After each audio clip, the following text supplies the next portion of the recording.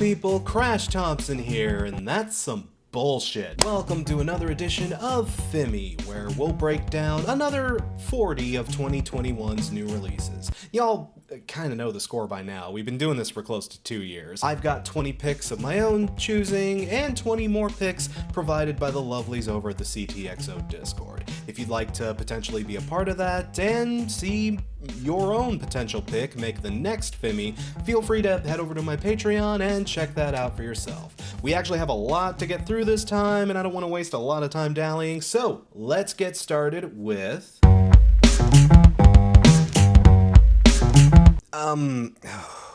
in one word, boring. Like, not as bad as the Blood album was, thank God, but still pretty boring. This was just a snooze fest.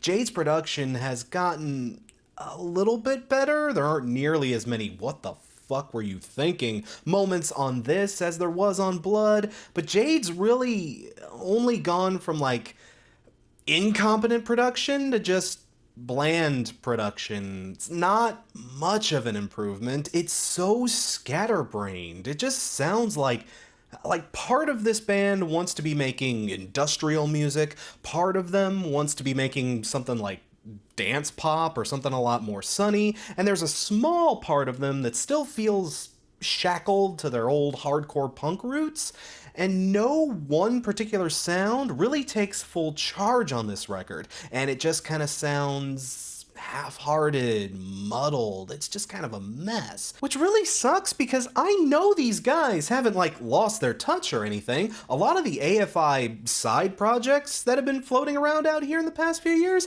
have been making some pretty damn good music, but when the guys have to come together for AFI, man, just their past couple of records have had the attitude of just like, do we have to? It almost feels like the band exists just out of necessity now, you know? It just feels like, you know, they come together because AFI is what pays the bills, and, you know, it's like, oh, let's just get another record out of the way so we can go do side project stuff and have actual fun. Like, no, you can bring that to AFI, just like, pick a direction. You guys want to go industrial? Go industrial. You want to return to your roots and go punk? Go punk. I think they could do a good job with anything. If they wanted to make a dance pop record, I'd be behind it. It's this compromised, half-assed, wishy-washy kind of stuff that just doesn't really hit, you know? I don't know, people. It just was doing very little for me. A little bit more than Blood, I'll give credit where it's due, but just not much more. It's still not a very good record.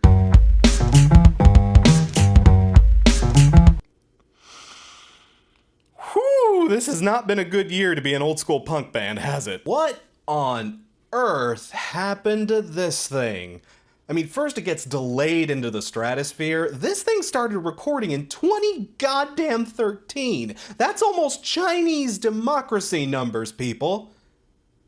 Kinda ironic, all things considered. But then, even after all the delays, all the pushbacks, after all that time, you finally release the damn record, and what do we get? We never have sex anymore. Dumb dadcore sex jokes. Half-assed covers of your old songs. Literal public domain shit? Wow. And if that weren't enough, this thing just sounds like ass on top of all that. The drums are horrible on this thing. The cymbals sound like they're either completely fake or they're caked in like heavy layers of static. It sounds like they weren't even mic'd properly, like. And God, I hate to even say this, but Dexter's voice is just shot. I'm sorry, people, it is. He barely even sounds like himself anymore. Especially when he has to go for those, like, trademark Offspring high notes, you know, those, like, he used to hit those so well, but on this record, he sounds like he's gonna fucking choke on something. This record is shockingly bad, and I'm not even that big of an Offspring fan. Like, I don't know, I like the Offspring, but they aren't like a favorite band of mine or anything. If I was, I'd somehow be even more disappointed. I can only imagine what you hardcore peeps are going through right now. My sincerest condolences. Shit.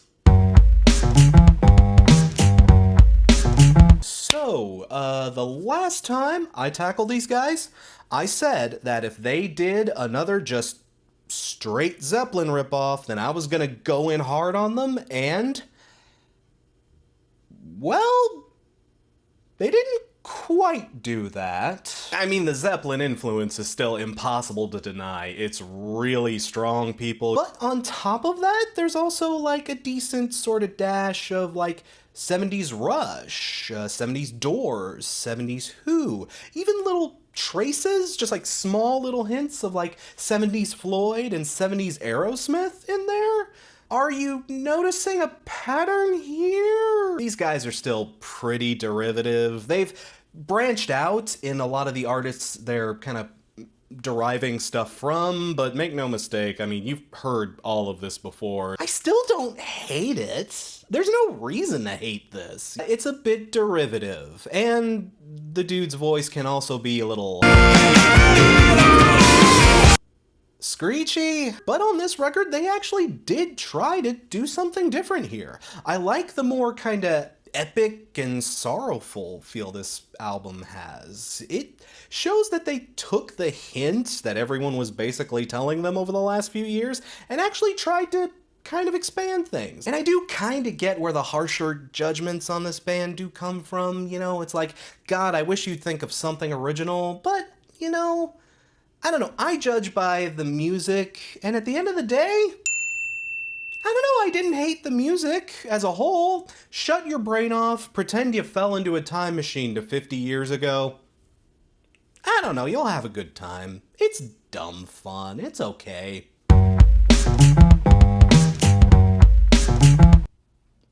Just not much to say about this one. It's fine.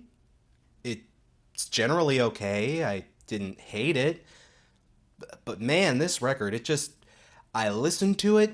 As soon as it hit my brain space, it just immediately slid right back out again. Just nothing about this album stuck for me. Which is really weird to say because, like, I usually love this band. I'm not even 100% sure what it is. Maybe it's just the over-reliance on guest features? Maybe it was just the kind of mushy, mid-tempo vibe this album kind of had going on. I don't know, it felt kind of scatterbrained. There wasn't really a central focus to things. I don't know exactly what it was to this one, but just nothing about it stuck out. You know, as much as I liked the last two Brockhampton albums, that really shouldn't be the case. But I don't know, do you even remember this album coming out? Yeah, Brockhampton released a record this year. Did you forget about it? Because I almost forgot about it, and that's like, wow, really? Shit, okay. Whew. It's been a weird year. Hey, it's another Gojira record. Neat. Well, I mean, what else do you want me to say at this point, people? Gojira is certainly a unique band with a unique sound, but like, I don't know what to tell you, y'all. Pretty much ever since L'Enfant Sauvage, L'Enfant Sauvage, I took Spanish in high school. Ever since that record, it just feels like Gojira doesn't really mix things up too much. With every Gojira record that comes out, you kind of know what you're gonna get, especially by this point. And yeah, this is, in fact, another one. It's another Gojira. If you held me at gunpoint, I guess this one's a little bit more stripped down than their last one. It's a little bit more raw than Magma was. But even then, it's not like much different. It's still another Gojira record. It just is what it is. It's another Gojira record. It's not a bad Gojira record, but it is, in fact, more Gojira. I like Gojira, so I consider that a good thing. I don't think it's gonna like set the world on fire or anything. It's just another pretty decent Gojira record. You know, this is such a warm and pleasant release from Liz. Honestly, this may be one of the most joyful sounding records she's ever put out. Granted, Liz was always kind of known for being like sharp and acerbic at some of the best moments in her career, but people, like, by the end of that particular trail, it was really starting to get, ugly.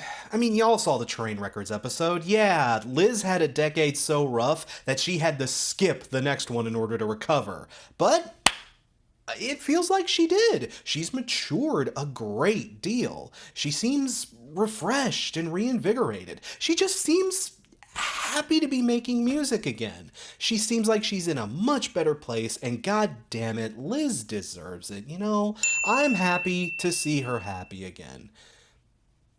It's weird that the album ends on a song about pussy. My pussy is a big dumb cat. You know what? I wouldn't want a Liz Phair record any other way. Fun fact, but Tyler the Creator was actually another reason why I wanted to go multi-genre. I loved his last two records. I mean, pretty much ever since he got super real and got off the whole edgelord fuckboy shit, whatever, he's been making some of the best damn hip-hop in the entire game. And this record, I need a few more spins with it, but like, fuck, it's a strong album of the year contender. The instrumentation on this thing is just great. It's got a lot of like 90s R&B moments. A lot of folks have described this album as being like nostalgic, and I totally get it. Massive emphasis on piano and the lovely flourishes of flutes and horns all over the place. Just, it works so well, especially with his lyrics. Man, he is just getting better and better as a lyricist. I really got to admire the amount of growth Tyler's done over the last few years, especially on songs like Massa and Manifesto, where he just straight up says, yeah, I used to be an edgelord, I used to fuck that shit up. What, you want to judge me? What the fuck? I mean, go ahead. My Tyler is terrible. A strong release for 2021, a definite contender for album of the year, and you know, I just have so much else I want to say about this record, but I can't fit it into a FIMI space. And you know, that's always a damn good sign. Just, Tyler's done it again, people.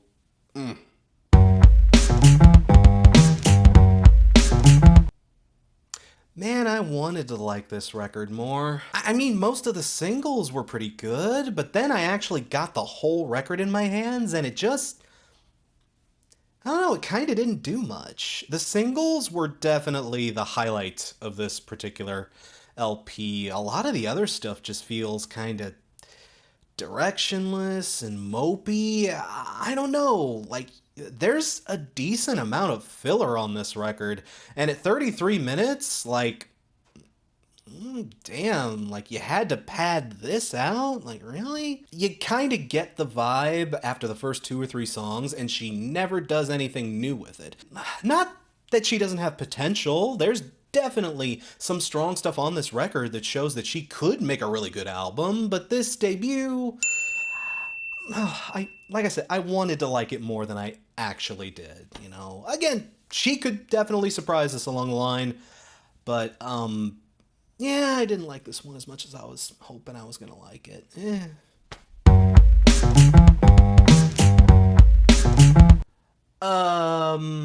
Big Gay Country.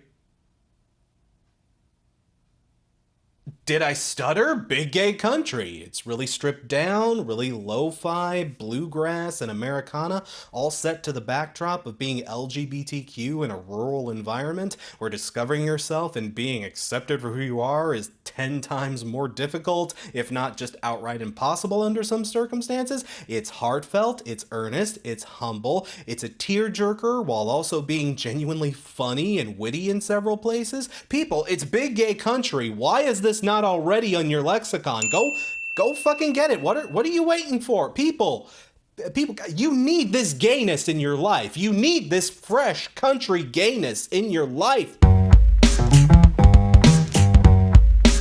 So J. Cole is an artist I'm not actually very familiar with. I know he's like a big deal, but I don't know, I never got around to him. I'm a pleb, okay? Y'all know this. And maybe this record wasn't exactly the greatest entry point either, given that this record is technically a precursor album to The Fall Off. But personally, you know, just going in kind of blind, yeah, I dug it. Cole's got a damn good flow, he knows how to produce a good beat, and he's not an awful lyricist by any means.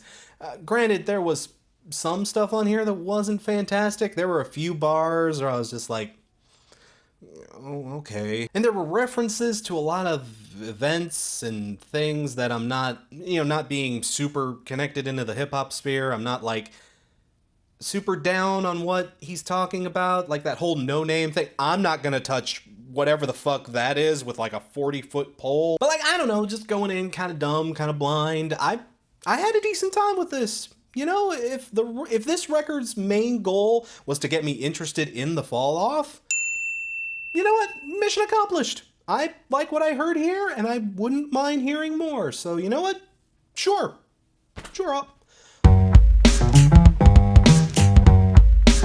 Like, I don't get why people have been, like, straight flaming this record. I've heard a lot of snarky discourse over this one, and, like, I kind of get it. Like, some of the synth choices and a lot of the sampling here isn't particularly great. It's definitely not, like, Moon and Antarctica level by any means. Even the songwriting is a little bit, under par for what we usually expect of Modest Mouse, at least. Like, I don't know, I get that it's not the greatest Modest Mouse record out there, but like, I don't know, maybe I'm just too much of a mark for this band, but I didn't hate this record. I get it, the album kind of has some rough edges, but it still has plenty of enjoyable moments and some wonderful melodies on there. I expect better from Mouse, but this isn't like worst of the year material. This isn't like a reason to get rawr, mad, Modest Mouse is over, blah. Like, what? Over this? I still had a lot of fun with this. A lot of the melodies were catchy. It's still that same kind of bouncy, joyful nihilism that, Modest Mouse is kind of known for. Like, I get how it's not like the best Modest Mouse record, but I didn't see any reason to go off on it. It's a mid-tier Modest Mouse record, but it's still not. I didn't think it was terrible. I really didn't. I still had fun with it. I still enjoyed it. Maybe the effect will wear off on me after a few more listens, but I don't know. It's not worst of the year material to me. It's really not. If this ends up being worst of the year material, people, be grateful.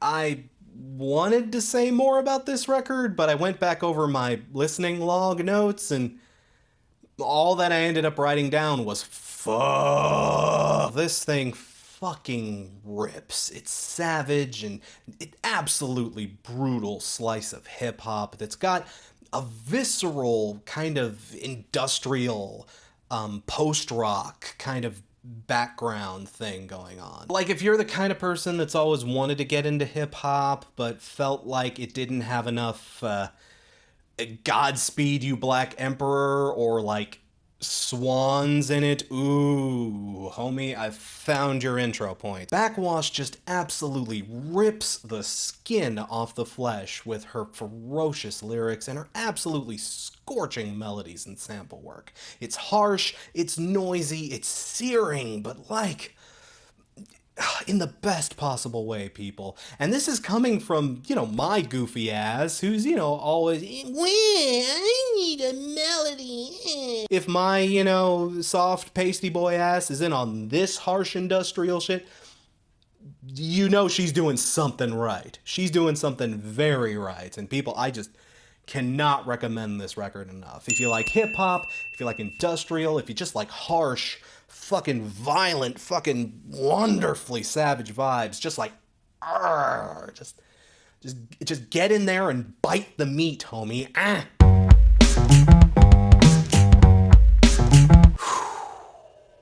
Man, you really feel Janet's absence on this one. Like, I hate to even open with that, but like, man, the fallout between Janet Weiss and the other gals in SK was pretty ugly, and you can still feel the resonance of all that drama coming off of this record. It's not like an utter shambles or anything. There's, a decent amount of stuff that I do like here, but nothing I love. Every song feels like it's missing a distinctive punch and a certain sort of oomph and like vigor to it. Can't imagine why. And like, I don't know, maybe I'm reading too much into it, but even a lot of the lyrics on this one felt like spiteful and angry. Like almost every other track on this thing feels like it's talking about how someone was such an awful bitch to them and they were so mean and cruel and they couldn't take it. And like, what does that say about, like, oh, you know what I mean? You know, whether it's subtext or just text, the wounds left from the band split are still very fresh and very sore on this record. And listening to this, I hate to say it, but I genuinely don't think this band will ever be the same again. It's not unlistenable, it's just not the same. You can tell that this group got scarred really bad by the events that went down with The Center Won't Hold. And like, not an unlistenable record, not even a terrible record by just like general standards, but maybe the worst Sleater-Kinney record I've heard since like their very, very beginning. And like, whew, I worry about the future, you know? Full disclosure, the first time I put this record on, I really couldn't get into it. I loved the fiddles, the banjos, the acoustic guitars. This band's whole deal is that they're a mix of like genuine Kentucky bluegrass and like the deepest, darkest, blackest of black metal, like wow. And that's the thing, all of the bluegrass instruments, all the acoustic instruments on this record sound fantastic. But the rock-centric instrumentals, you know, the guitars, bass, drums, all of that stuff, God, it's so garbled and so mushy and muddy. It's got that traditional black metal production, which is just slang for ass. But I did end up coming back to this album over and over, if I'm being honest. And the thing is, the more I sit with it, the more chances I give it. Like, this album honestly did grow on me. God, there is a genuinely damn fine record in here. And you know what? The more I sat with it, the less I cared. Because, man, again, the bluegrass elements are so good. And, like, you know, you can tell they really are playing their hearts out. They do know what they're doing. These are very proficient musicians. Like, god damn, this record is honestly a joy. Like, if you are into black metal, this is an easy fucking sell. Yeah, pick this right the fuck up. I gotta say that even as someone who just doesn't like the intentionally harsh, the intentionally fucking, what's the word? Shitty, even the more caustic elements of this band's black metal side, like, you know what? I got over it. I got past it, and I saw a damn fine record lying underneath all of that, so god damn it, I wouldn't be surprised if this did end up making my list. Like, damn, genuinely good stuff.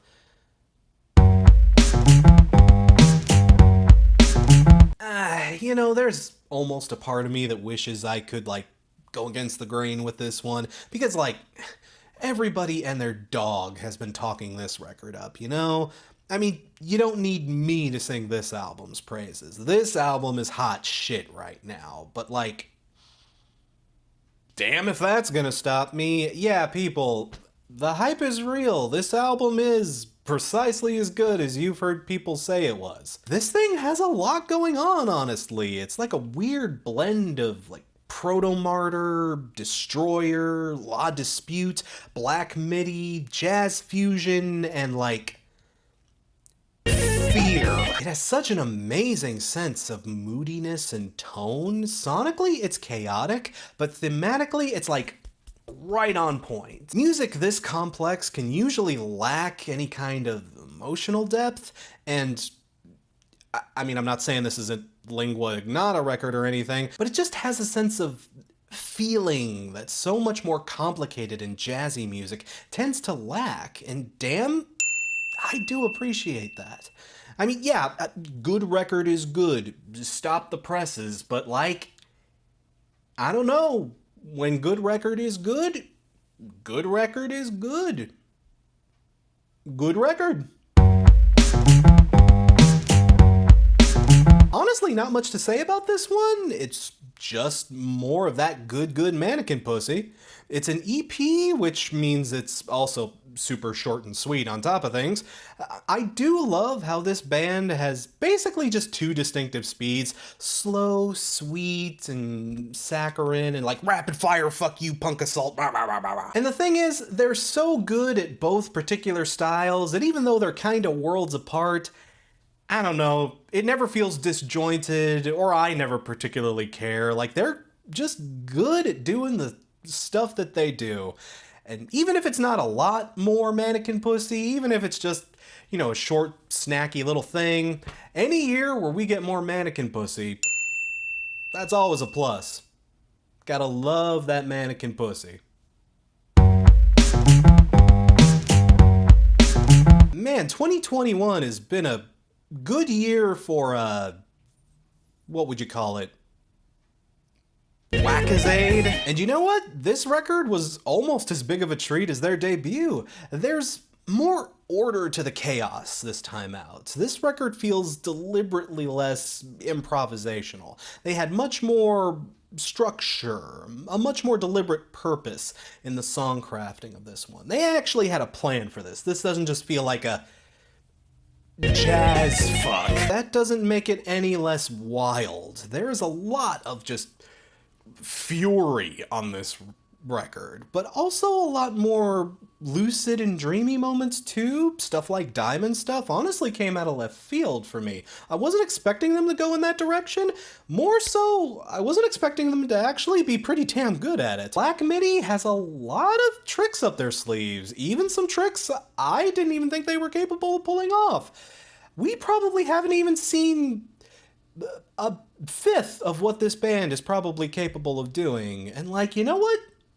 Damn, just another fucking solid record from these guys. I don't know, I see a big potential for this band. I don't know, I've been super wrong about that before, so like, knock on wood. These first two records are just like the tip of the iceberg of what these guys may be capable of. And you know what? Any record that leaves me excited to hear more from an artist, yeah, that's what we're looking for here.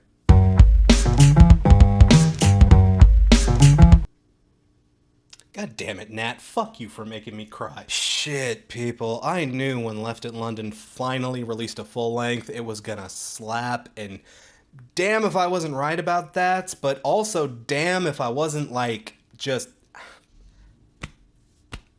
like my heart, a really touching, really emotional, and really nuanced and well-structured 33 minutes. Nat just breaks out everything for this record, from the acoustic guitars to the hyperpop sampling shenanigans to the Radiohead time signature fuckeries. Just so much going on this album.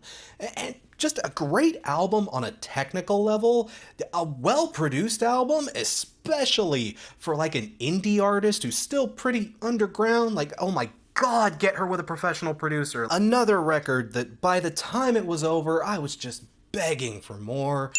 Short, but very, very sweet, and it makes a very pertinent and poignant point stick. Just like...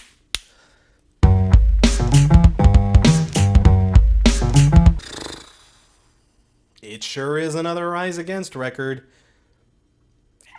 And literally nothing else. I mean, again, like Gojira, it's fine. It's everything I was expecting from a Rise Against record.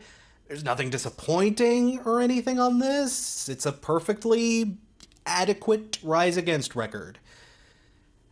And not much else. I mean, again, Rise Against isn't a bad band, and there's nothing on here that would, like, necessarily throw you off the wagon or anything, but there's nothing, like, you would expect outside of the norm. Like, I don't know, especially if you're getting sick and tired of this band, this album will do literally nothing to help with that. It's just so boilerplate for them. It is yet again another Rise Against record, and you know, like, again, if you've heard the last like 2-3 records that they've put out, it's kind of just more of that. So like, I don't know, I can't say much else except it is another Rise Against record.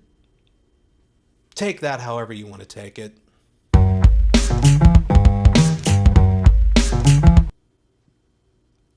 Why is this so bad? This should not be nearly as bad. Given who they got to contribute to this, I mean, it's not all terrible, but some of the people who should be absolutely nailing their covers of Gang of Four don't. Sex keeps sharing trust. Repackaged sex keeps sharing trust. Oh, I know y'all know better than this. Why is Surge on weird pepperoni pizza pie, pepperoni pizza pie? Why are you on that mode for Gang of Four? And God, there were just so many strange decisions made for this album. Why are there tracks from What Happens Next on this thing? That's cheating and you know it. Nearly every act they got to come on takes like a dank and dour, kind of somber approach to their renditions, which isn't wholeheartedly a bad idea, I guess. With some of these artists, that's just kind of what they do. There's nothing on here that screams Gang of Four to me, you know? Gang of Four was a band that was often, like, bright, and they had a lot of energy behind their music. I don't know, a lot of the cuts are either, like, super gloomy or, like, super atmospheric, and, like, again, that just wasn't what Gang of Four was all about. And there are way too many repeats on this thing. Way too many goddamn repeats of the same song. Look, Not Great Men is a wonderful song, but 3 mediocre renditions of it is not how you warm people up to its legacy. I mean, some of these are interesting takes, don't read me wrong. This isn't, like, wholeheartedly terrible. I do kind of appreciate some of these tracks on, like, just kind of a, oh, that's neat kind of level.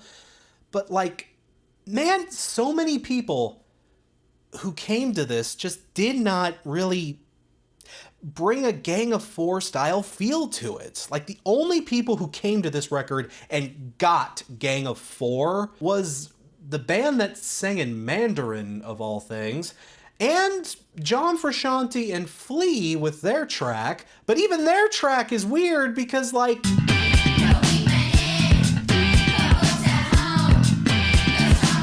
I know it's a covers album, and these are never expected to be great by any means, but, like, what even is this? Why does this exist?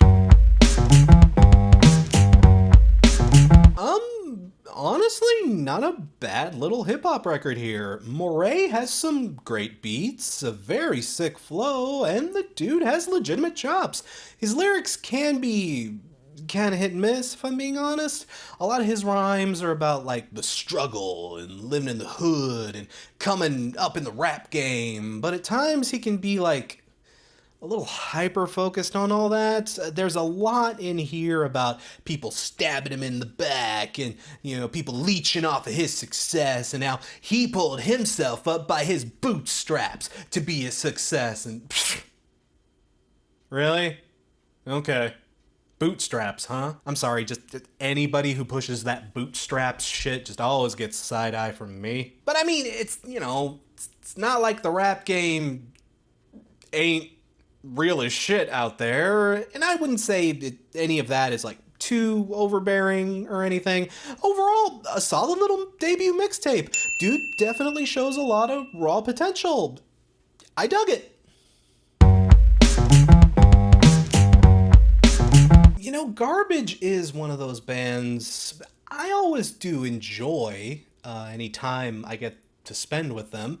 And I enjoyed this record too. A lot of it seems focused around the turmoil of the last 4 to 5 years, and, like, yeah, I get it. That's fertile ground for discussion. And Shirley's lyrics are as acerbic, biting, and fierce as ever, particularly on tracks like Men Who Rule the World and A Woman Destroyed. And the instrumentation and production is top tier notch as always. I mean, given who's in this band, yeah, you better believe the production better be good. Honestly, it's another good time. It's another fine little Garbage record. I did enjoy, you know, sitting with it. It's always nice to revisit this band. I don't know, I wouldn't say it's like album of the year material or anything, though. I don't know, something about Garbage just never fully clicks for me. Like, and the thing is, too, they always seem to get, like, 80% of the way there. But, man, in some ways, they always end up dropping the ball and they never pick it back up again. I don't know, the record is too long, it has way too many lulls, and just, I don't know, it's another very filler-heavy album. That's another thing about Garbage's albums. Like, the hits are hits, but man, do they have a lot of filler. They just do. The more I spun it and tried to get connected to it, the more it kind of just lost its luster with me. It's another damn solid Garbage record. I'm sure the crowd that is much more into Garbage than I am is very happy with it. Definitely not without stronger moments. A very solid record that, you know, is worth your time. It's worth checking out. Maybe you'll dig this more than I did. I will definitely say the bonus disc has some cool stuff on it. That Patti Smith cover with screaming females absolutely slaps.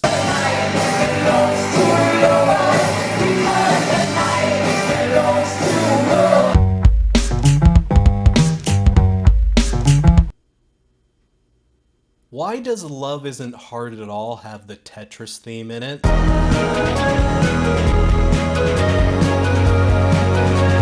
That's the Tetris theme. Why is that here? Yeah, I had a feeling this would probably end up getting requested after, you know.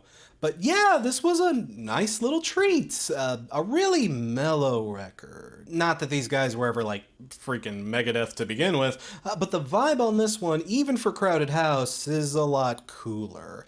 A lot more relaxed and a lot more just kind of laid back, especially after the COVID epidemic. A song like Start of Something definitely hits different, doesn't it? Like, it's a nice chill vibe, and honestly, I dug the fuck out of it. But stepping back from it a bit, you know, I don't actually see many people outside of the dyed-in-the-wool Crowded House fans getting too much out of this. It's an enjoyable vibe for sure, but I don't think I'd recommend this as like your first listen to them or anything. It's a good time, but I'd still say these guys have done way better. If you're into Crowded House, definitely check this out. It's still a good listen overall. If you're just into like really chill music, this would probably hit the spot, but it's a good time overall. Especially if you like Tetris.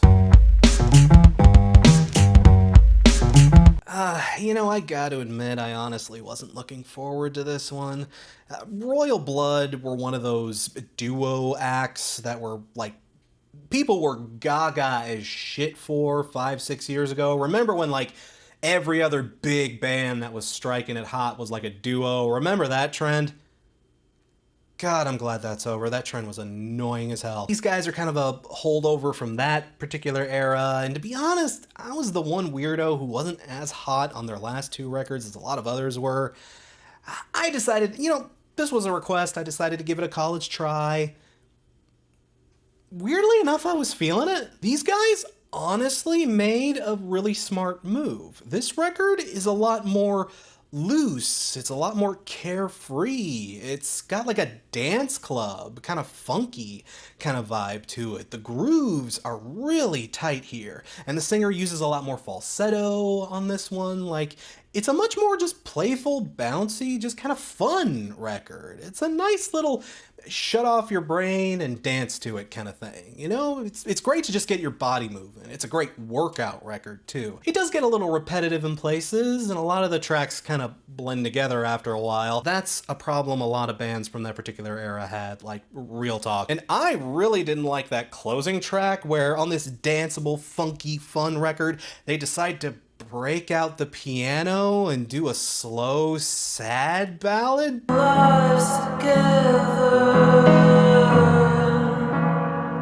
Way to kill the vibe, dude. But, you know, overall, at least, not a bad little ride.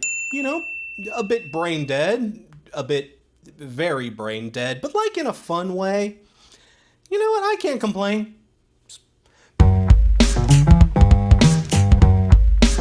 Bright and vibrant electropop, tinged with disco and just like a teensy little dash of rock to it. Kinda, sorta in that same vein as like Dua Lipa or Rina Sawayama. Just kinda. You know, I tend to like this particular blend of like colorful, clean, and bright pop music, and Marina tackles a wide variety of topics and moods, from feminism to doubts on the future to self-confidence. I mean, hey, why be a wallflower when you could be a Venus flytrap? Because I have anxiety. But again, it's not quite on the Dua or Rena level here, people. Marina just doesn't have the vocal flexibility or the boldness to experiment the way that a lot of her other cohorts do. Now, I can see some people getting very, very bored with this. You know, there's just, I don't know, there's people that kind of do this thing better, if I'm being completely honest. But, you know, she is a very solid melody crafter, a decent lyricist, at least in places, and I could potentially see this record, like, growing on me more when I sit with it throughout the year. I liked it. I liked it a lot, even, but I kind of wish I liked it more. It might grow on me, though. I don't know, it's a decent little pop banger. If you're into pop, I mean, go for it. I don't think it'll disappoint you. Debut EP from a new emo group, and I mean, it's not bad, but I've heard a million other artists that sound exactly like this, and so have you. I really do hate to go in kind of hard. These guys do seem kind of like they're small, kind of up and coming, but just like, people, I'm sorry, scout the emo tag on Bandcamp and you'll find at least 50 other artists who sound exactly like this. And I can barely say anything else outside of that. These guys don't lack for talent. They can play, you know, it sounds alright. It's not like bad necessarily, but man, they lack for originality, and that is all I have to say. I am stretching like a motherfucker at this point. Please just let me move on. Very 90s drum and bass kind of thing going on here, with elements of like harder rock peppered in there, but that's definitely not the main focus of any of this by any means. It's very, very drum and bassy. And while drum and bass isn't something I like go out of my way to seek out, I'm sorry, I just didn't play as much DDR as you guys did. Who is this man and what does he want from me? But, you know, I often like the stuff I stumble across, so my personal opinion here isn't expert by any means, but you know what? It's got a nice pumping vibe. It's a short but sweet experience. I don't have much to say outside of that, but I dig. Overall, I dig. That there is a good thump. Big 90s R&B and soul vibes going on here. God, the 90s are just making a big comeback here lately, aren't they? Not that my ancient ass is complaining. This is actually my first time with Hiatus Kaiyote, and I gotta say, I was really liking the Erykah Badu, smoother 90s Prince kind of vibe they put out. It's got some lovely and colorful percussion and gorgeous use of strings and mystical sounding keyboards in there. It's a very textured record. It's very sultry and very seductive. Baby making music of the absolute smoothest nature. Like, this is a smooth kind of fuck. The groove was just very solid and very real on this. And outside of a few instrumental fuck-arounds that honestly could have hit better, and this album can get a little wanky in places, outside of that, though, I honestly don't have too many complaints. Maybe I haven't heard the best side of their catalog, but as a first exposure to these guys, I'm honestly pretty impressed overall. I mean, I can confirm the mood on this record was, in fact, valiant.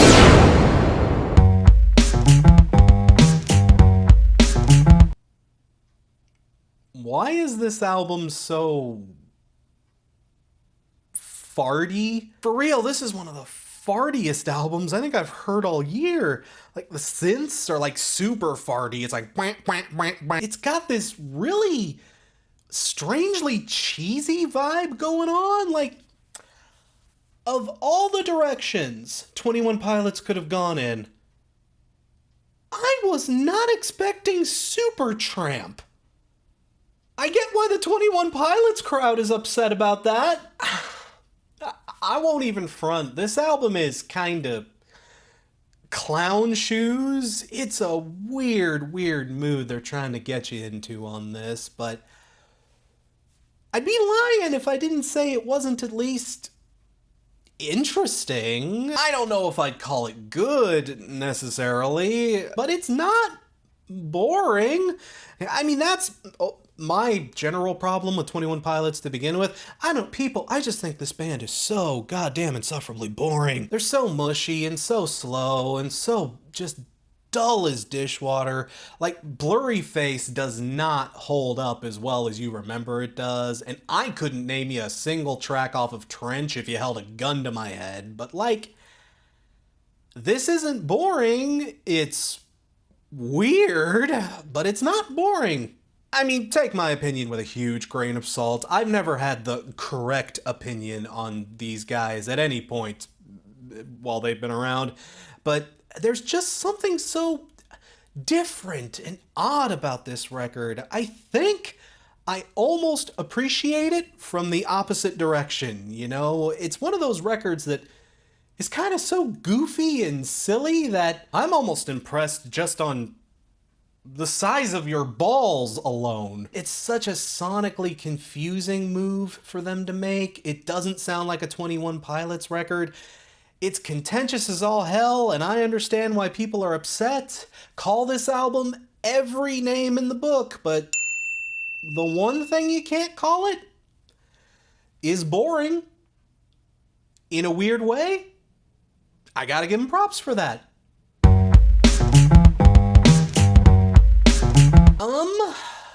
How would I describe this?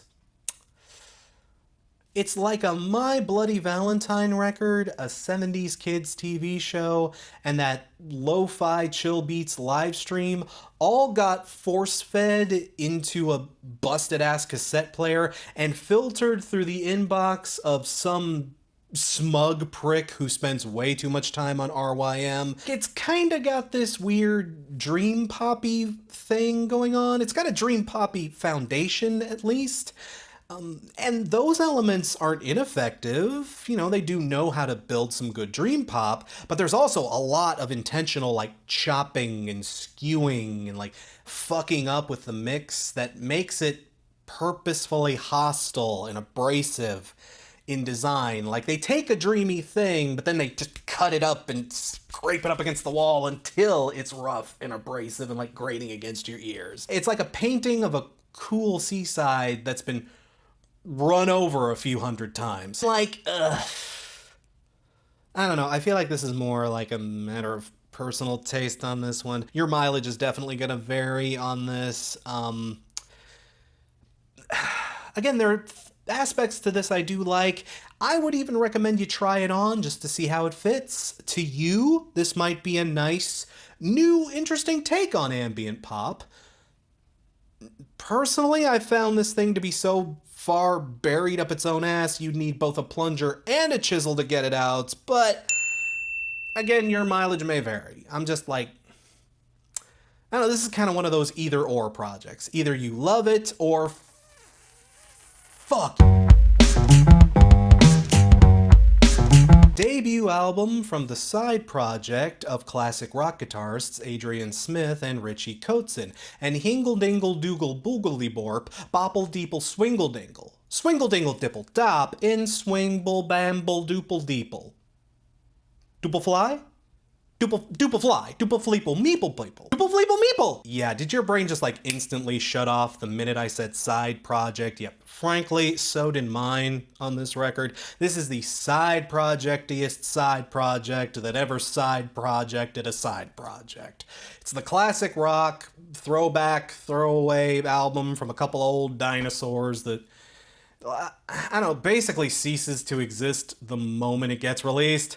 I don't know, there's nothing annoying or incompetent on this record or anything, but it's one of those albums that's just destined for the bargain bin. Like, this is gonna be somebody's dad's favorite album for like 2 weeks, and then even he's gonna forget about it. Just, I guess there's an audience for this. There's nothing to like lose a nugget over or anything, but this thing is just so it barely fucking exists. You already know what this album sounds like. You don't even have to buy it.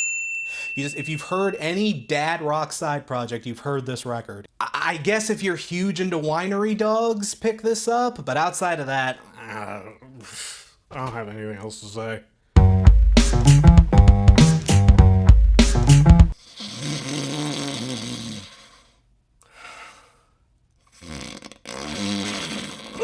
Murder or something. Born Against, more like Born Against a Pulse, am I right? I am so fucking bored. I'm sorry, people, but I was just bored out of my fucking skull listening to this edgy, try-hard, dead baby joke bullshit of a wannabe murder folk record. I could just barely even keep my eyes open.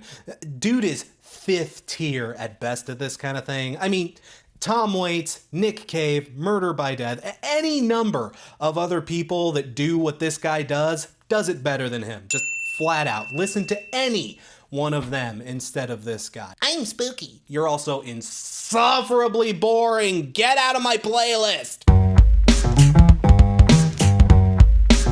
Prog metal in the vein of, say, Carnival, Soin, or maybe like the least snarky Tool, like minimum snark Tool. It's complex and jazzy in moments, but it's also very ethereal and atmospheric, while still maintaining a very thunderous and heavy vibe overall. Like, it's got atmosphere, but it doesn't lack for power. Not perfect by any means. Some of the lyrics are baby's first existentialism, let's just put it that way. And honestly, the production could be way better on this. The drum and bass lack a lot of punch. You know, especially for an album that's trying to be as big and bold as this, you really need to bring out the best of the rhythm section, you know? And honestly, this band's vocalist, he's not bad, but it's just, the only word I have to describe him is like, plain. But even despite all of that, I found myself sinking into the vibe of this record. It's a great album to like put on in the background while you're working or studying or something like that. It may not be a foundation shaker, this won't be like a genre defining moment or anything, but I had a good time with it. It's a decent little prog record, and you know what? I don't know, sometimes that's enough. A very chill, very relaxed country vibe from Lucas Nelson and The Promise of the Real here. This is actually my first, well, direct interaction with this band. Granted, the way this band is, it's hard to have not accidentally run into them at some point. If the last name sounds familiar, it honestly should. Lucas Nelson is one of Willie's kids. And believe me, you notice it. He really does sound like his dad, when his dad was much, much younger, granted, but he kind of does sound like Willie. He's very pleasant, very sweet. A lot of the lyrics are very tender and simple, and nothing that reinvents the wheel or anything, but it's still a damn solid record. Just something to put on and get kind of swept away in, perfect for a rainy day or a cool summer night. You know, it's just vibes. It's just good country vibes, you know? You know, believe it or not, I'm actually really casual when it comes to St. Vincent. I've caught a lot of her stuff out in the wild, but I've honestly never really sat down with a full record of hers. But you know, overall, I like what I've heard out of her. I've just never been able to find time for a full sit. So in getting around to a full listen with this album,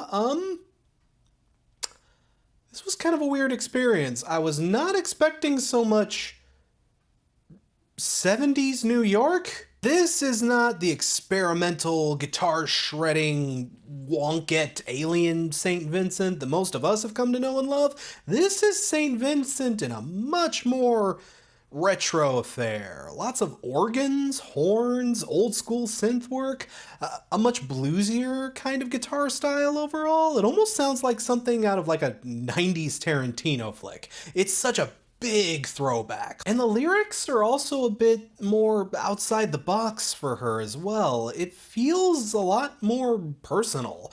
A lot of this album was based around reuniting with her father after his lengthy prison sentence, which finally ended in 2019. And look, Annie, I'm happy for you, but asking me to sympathize with a white-collar criminal in this economy, look, that's a real big ask. The record isn't about that. It's about people being flawed and imperfect and just trying to make things work in a world that's often tough, cruel, and constantly unfair.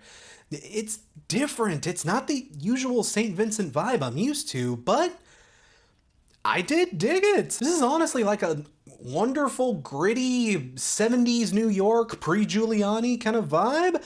I really dug a lot of this. Outside of some of Jack Antonoff's production choices, which I'm just getting sick of overall personally. Yeah, this is honestly a wonderful little ride. It's another side to Annie's style and range that I didn't even know she was capable of. Like, wow, man.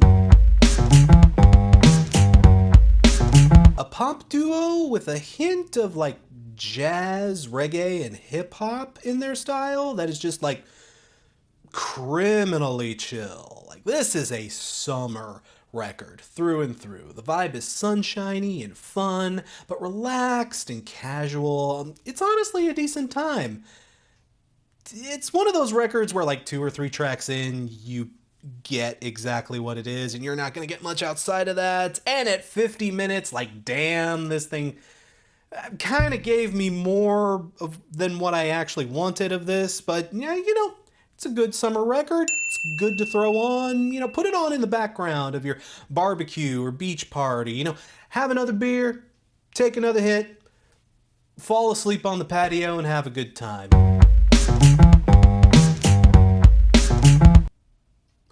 Somebody requested it. Okay, I don't know anything about ICP or Juggalo culture.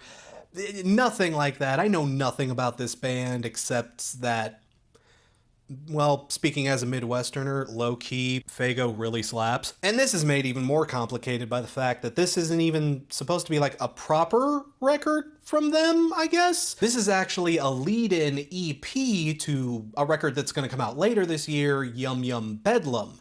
This is apparently actually a bunch of bonus tracks from that record that didn't make the final cut, which, wouldn't you normally want to release that after the record comes I don't know. And I don't know, y'all. It's an ICP record.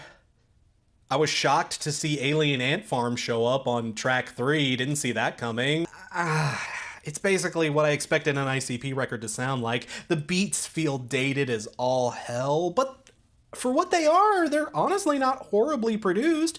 And Shaggy and Jay do have like a decent sense of flow in a way. You know, if you can look past, you know, what they do, they're honestly not bad at it. You know, they've got flow, they got style, their production is dated, but better than I was expecting it to be. What do I rate this album? I rate this album, drink Faygo, eat shit, be crimes, forever. So I'm presented with an interesting dilemma with this band. The first time I heard them, I knew I just had to show this to others. I tried not to give people any pretext or subtext, or nothing to set it up.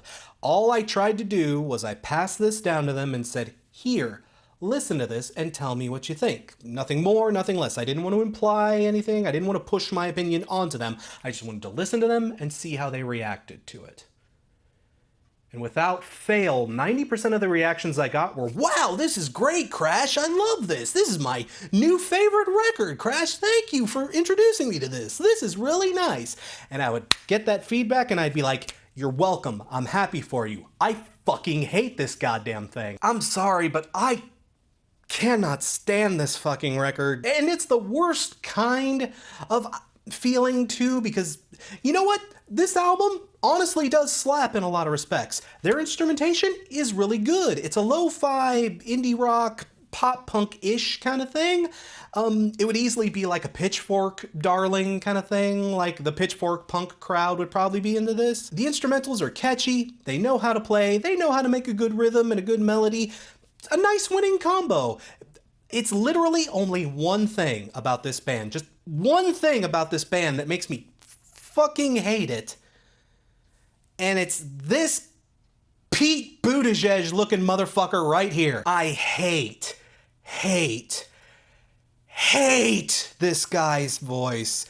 I hate it the same way Homer Simpson hates Ned Flanders. He is speak singing on this, like say Cake or Me Without You. You know, he's just more, he's not singing, he's more just kind of talking rhythmically to the music, you know? But God damn it, this record mixes his vocals so far into the front that his voice and his singing drowns out a lot of the honestly very good instrumentation. So he's front row center and he's blocking out a lot of the more pleasant elements. You see one problem here? And B, my God, this guy's lyrics. It's bad enough that it sounds like he's talking right in your ear, but a lot of what he's saying is just, I am so clever. I am so clever.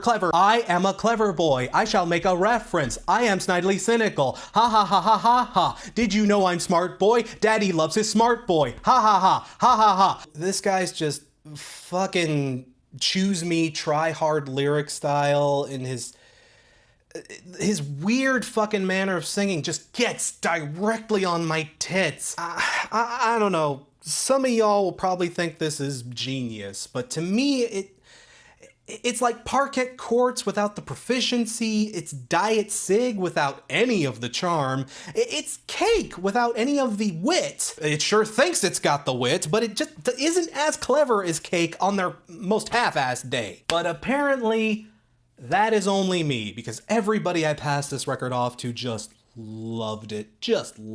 So, you know what? Try it on. Your mileage will probably vary. You'll probably love this record. Who knows? I don't know, y'all. I feel like I'm screaming into the void here. Like, I am Homer Simpson, and this band is Ned Flanders. Screw you, Flanders. Man, if any record just captures the feel of what 2020 was, it's gotta be this record. Holy shit, Cave and Ellis just absolutely nail the feelings of apocalyptic dread, unrest, violent cynicism, distrust in humanity, and the absolute aching, miserable, horrible longing for all of it to just fucking end. So, you know, summer jams. Though, I mean, if anybody was gonna accurately capture the perfect time capsule of what that year was like emotionally for all of us, it was gonna be the guys behind the Bad Seeds and Grinder Man. It's not completely defeatist or nihilistic or anything like that, but it just pulls zero punches on the misery and just absolute horror that recent times presented.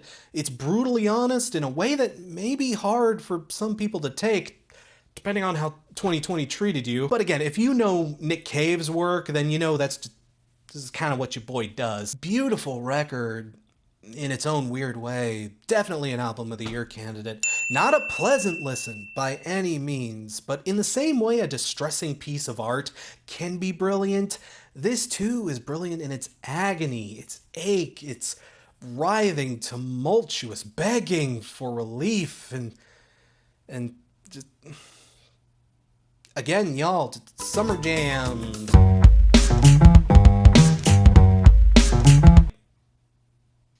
This is the record y'all are talking about?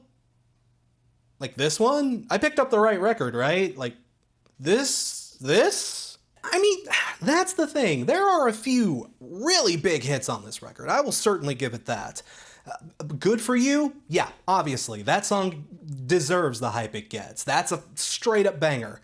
Also, I really liked the album opener, Brutal. Like, the album opens on Brutal, and I was like, oh, damn, for real? Like, I thought this was going to be a pop record. Like, wow, this song and Good For You, like, that washes the taste of Driver's License right out of my mouth. And then the album ended up being, like, 80% Driver's Licenses. Like 80% of this album is just Driver's License again. I really don't get what the hype is behind this. I don't want to be too harsh or anything here, but this album really does only have one big note on it, and that note is, my boyfriend was a dick! I don't even want to be like that hard on her necessarily. I mean, okay, I get it. She's 18 years old. This album was obviously inspired by a pretty bad breakup. It's not like terrible. It's not like the album is horrible or doesn't make sense or anything, but people came to me saying this album was transcendent. People were telling me, oh, this is like a Lorde, or this is like a Billie Eilish.